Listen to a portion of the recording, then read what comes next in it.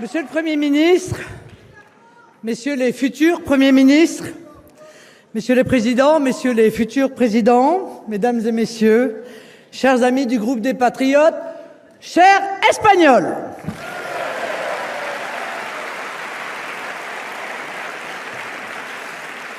Nous nous retrouvons dans cette merveilleuse ville de Madrid au moment où le monde et l'Europe vivent une accélération de l'histoire. L'élection de Donald Trump ne peut s'analyser uniquement comme une simple alternance dans un pays démocratique, ni même seulement comme le sursaut patriotique d'une nation qui congédierait à juste titre les forces du déclin. Nous sommes en face d'un véritable basculement mondial. L'ouragan Trump déferle sur les États-Unis, trop longtemps engoncés dans un insupportable et stérilisant politiquement correct. Déjà, des liens se nouent naturellement ou obligatoirement avec l'administration Trump, que ce soit en Amérique du Sud, comme l'Argentine ou le Salvador, comme dans de nombreux pays du monde, et notamment dans les régions en conflit. Tout le monde comprend que quelque chose a changé. De son côté, l'Union européenne semble en état de sidération. Le nouveau mandat de Ursula von der Leyen peine à se mettre en place et nos députés constatent que les séances de vote relèvent davantage du registre des ONG que du travail législatif. Madame von der Leyen a quasiment disparu des écrans et le 20 janvier américain a eu sur les locataires du Berlaymont et dans les couloirs du Parlement européen un effet blast. Il est vrai que du côté de Bruxelles, tous les voyants sont au rouge. La politique énergétique est un fiasco et entraîne nos économies vers le fond. La politique migratoire échappe à tout contrôle et le puits sans fond de l'immigration vide nos caisses et remplit nos prisons.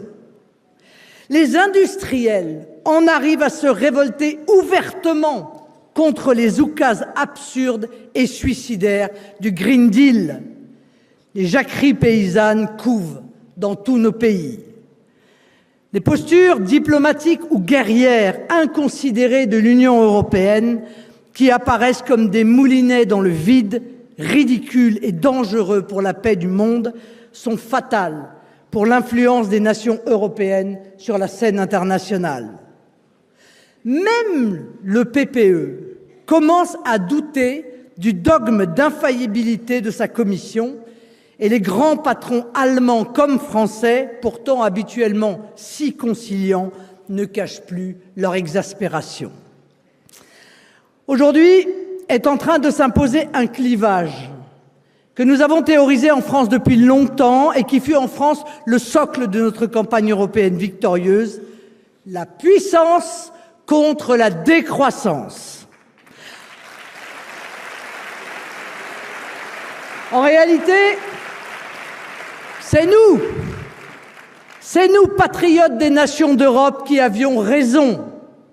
Nous avions raison quand, dès 2019, nous n'avons pas voulu nous plier à l'injonction quasi religieuse du Green Deal imposée par les Verts allemands à toute l'Europe. C'est nous qui avions raison. Nous avions raison quand nous avons refusé la logique du pacte des migrations, qui est un projet de submersion démographique programmée de l'Europe. C'est nous qui avions raison quand nous n'avons pas voulu réduire l'Europe à un grand marché, mais considérer notre vision continentale comme une communauté d'histoire et de civilisation, comme un espace de coopération fraternelle entre nos peuples, une entité de coordination et d'action respectueuse de chacun et fructueuse pour tous. C'est à nous qu'il revient d'être les porteurs de cet esprit européen. L'esprit des découvreurs et des créateurs, des ingénieurs et des inventeurs qui ont tant apporté au monde. Quand l'Union européenne n'a comme rêve que de faire turbuler un marché, lorsqu'elle n'a comme valeur qu'un bricolage fait de moraline et de mauvais sentiments, comme méthode que des normes asséchantes, comme horizon que l'abaissement de ce que fut l'Europe. Lors du dernier mandat, l'Union européenne a fait rentrer nos pays dans une triple décroissance. Une décroissance énergétique, c'est par exemple le refus idéologique du nucléaire. Une décroissance industrielle, c'est l'interdiction des moteurs thermiques. Une décroissance agricole, c'est la réduction des rendements et des surfaces cultivées, et celle volontaire et même autoritaire de nos cheptels. Et si cela ne suffisait pas, l'Union européenne, prétendument progressiste, a laissé l'Europe sur le bord de la route de toutes les grandes révolutions technologiques qui émergent au seuil de ce troisième millénaire. Le numérique, l'intelligence artificielle, la robotique, les énergies alternatives comme l'hydrogène ou les carburants de substitution. Alors qu'elle professait le mondialisme, elle ne s'est pas intéressée aux voies maritimes mondiales, pourtant essentielles à notre souveraineté d'approvisionnement, laissant la Chine dérouler son projet des routes de la soie. Aujourd'hui, elle pousse au carburant vert dans l'aérien ou le maritime et en abandonne la maîtrise aux autres continents. En réalité, l'Union européenne ne fait pas de politique, elle fait de la morale. Elle n'a pas de vision d'avenir, elle n'a que des bons sentiments immédiats. Le rapport Draghi, comme la récente boussole de compétitivité, porte en eux d'ailleurs un aveu tardif et peu suivi des faits, du décrochage de l'Europe du fait de l'Union européenne. Alors, qu'est-ce que MAGA? Make America Great Again. Sinon un appel à la puissance fondée sur les nations, sur chacune de nos nations. Ne nous y trompons pas, nous devons comprendre le message que nous lancent les États-Unis et en réalité le monde. MAGA, qui se présente aujourd'hui comme le cri de ralliement de ces Américains, à nouveau fiers de leur pays et sûrs d'eux-mêmes, s'interprète pour nous, Européens, comme un défi de puissance. C'est un avertissement solennel à l'Union européenne, sommée de revoir son logiciel décroissantiste et parce que c'est l'un des facteurs de notre effondrement, son projet immigrationniste.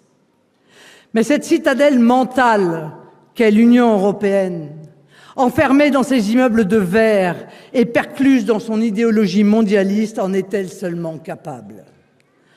Au moment où le centre de gravité du monde semble s'éloigner de l'Europe, les Américains nous disent amicalement « Soyez forts et pour cela, soyez vous-même. Refusez la repentance, la mauvaise conscience qu'instillent les wokistes et les défaitistes. Détournez-vous du fatalisme et de toute résignation. Cultivez au mieux les qualités qui sommeillent en vous pour donner à vos peuples, vos pays, votre civilisation et au monde le meilleur de vous-même.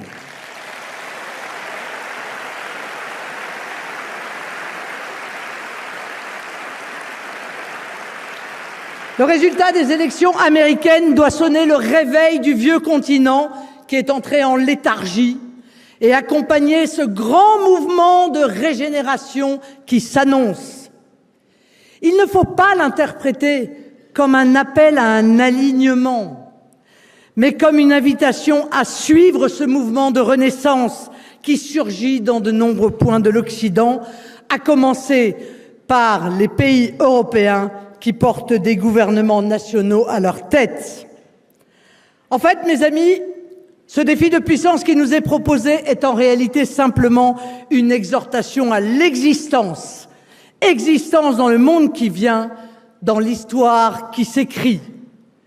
Et dans ce contexte nouveau, nous, nationaux d'Europe, sommes les seuls à pouvoir parler à la nouvelle administration Trump.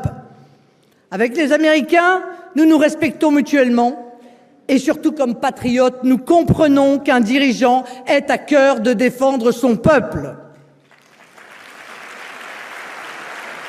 Chacun dans nos pays et collectivement en Europe, nos partis nationaux y sont prêts.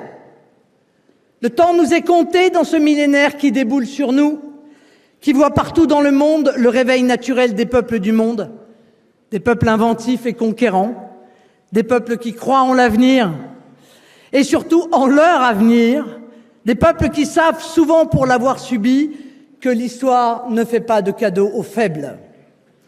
À nous, Européens, l'histoire nous enseigne que ce n'est pas l'Europe qui a généré la puissance, mais les nations qui la composent. Cette puissance intellectuelle, scientifique, artistique, technologique qui fut la marque de notre continent est issue du génie de chacun de nos peuples et non d'une structure technocratique froide et castratrice. Goethe en Allemagne, Hugo en France, Shakespeare en Grande-Bretagne, Léonard de Vinci en Italie, Cervantes en Espagne, Rembrandt aux Pays-Bas, Mozart en Autriche, Chopin en Pologne. Ils ne doivent leur prodige qu'au creuset culturel et national qui les a vus naître et qui ont fait d'eux ce qu'ils ont été. Il n'y a pas de peuple européen qui n'ait pas enfanté des génies dont l'intelligence n'ait éclairé le monde et servi la puissance et la renommée de l'Europe. Le rayonnement de l'Europe n'est pas un hasard historique, mais la floraison logique dès lors que la diversité culturelle peut s'y exprimer librement et je dirais naturellement. L'Union européenne, elle, est une pompe qui fonctionne à l'envers. Elle ponctionne la souveraineté de nos États pour institutionnaliser l'impuissance. Elle décourage les forces créatrices de nos peuples pour imposer à tous une uniformisation stupide et surtout infertile. Elle érode l'esprit des bâtisseurs découragés par des logiques de limitation, d'interdiction et de déconstruction. Au bout du tunnel, nous voyons poindre la lumière, celle qui éclaire nos opinions publiques de plus en plus acquises à l'idée d'un sursaut, un sursaut de vitalité, c'est-à-dire un sursaut de vie.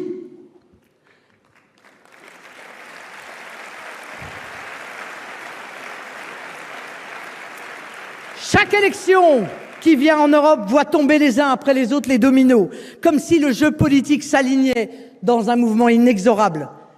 Les astronomes qui s'efforcent de percevoir les réalités lointaines parlent d'alignement des planètes. C'est dire, mes amis, si notre responsabilité, chacun dans nos pays et collectivement au sein du groupe des Patriotes, est immense. L'histoire ne se déroule plus, elle court, elle s'accélère. Et parce que nous sommes mus par l'amour de nos peuples et de nos pays, nous serons prêts à relever ce défi historique. Vive la France, vive l'Espagne, vive les nations, vive la vraie Europe, vive les patriotes pour l'Europe.